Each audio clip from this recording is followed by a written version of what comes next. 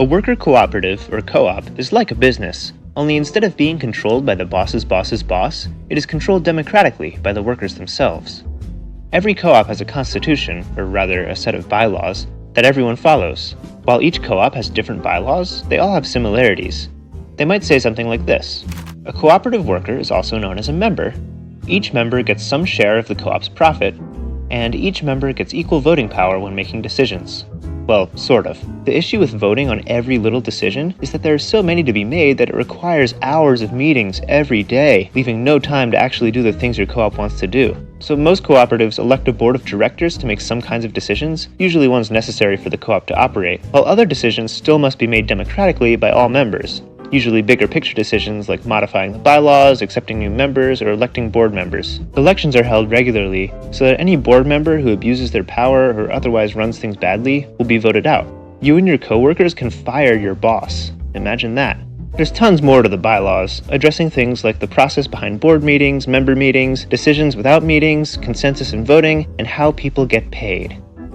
Worker co-ops have an average pay ratio of 5-to-1. That means the highest earner makes 5 times more than the lowest earner. Compare that to traditional businesses with an average pay ratio of 320-to-1. One could make the case that people who take on more responsibility should be rewarded for it. But to what extent? Is anyone's time really worth 300 times more than mine? In worker cooperatives, we the people have real power in deciding what that ratio should be. In the United States, there are over 18 million businesses. And out of those, only about 500 are worker-owned and democratically run. One reason there are so few co-ops is that it's difficult for them to outcompete traditional businesses. Since co-ops tend to pay their workers more, offer more benefits, uphold a healthy work environment, and pay members for attending meetings, they tend to have to raise their prices to stay afloat. These prices don't compete well with traditional businesses, whose prices are low because their workers aren't treated well. But despite this, some co-ops survive anyway. Some have found untapped markets where competition hasn't set in. Some are in areas where people want to and are able to spend more to support co-ops. Some co-ops have made compromises to their democracy by hiring workers who aren't members. They can't vote, don't get any shares of the co-op, and are at the full mercy of the members and the board.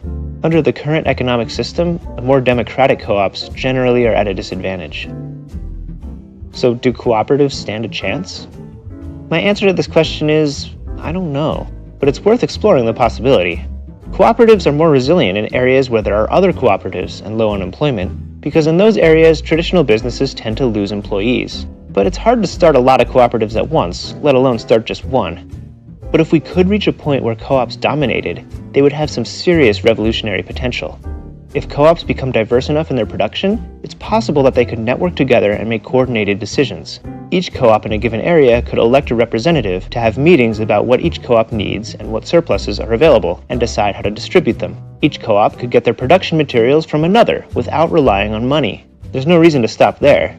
The network of co-ops could also start directly distributing goods to its members, diminishing their need for money. After all, what good is money if your needs are being provided for? As people rely on money less and less, traditional businesses would get weaker and weaker. Cooperatives would take their place, one by one, until all of society's productive forces are worker-owned, democratically operated, and oriented not around profit, but around the betterment of humanity. We have a lot of work to do if we want to make this vision a reality, and different people have different roles to play. If you don't have the means by which to start a co-op, you can try to find an existing one to join. Or if there aren't any around, start conversations about the concept. If you know a lot of people and are highly connected with your local community, and you're privileged enough to have the time, you might be able to pull together resources to start one. If you're a business owner, you can transition your business into a cooperative.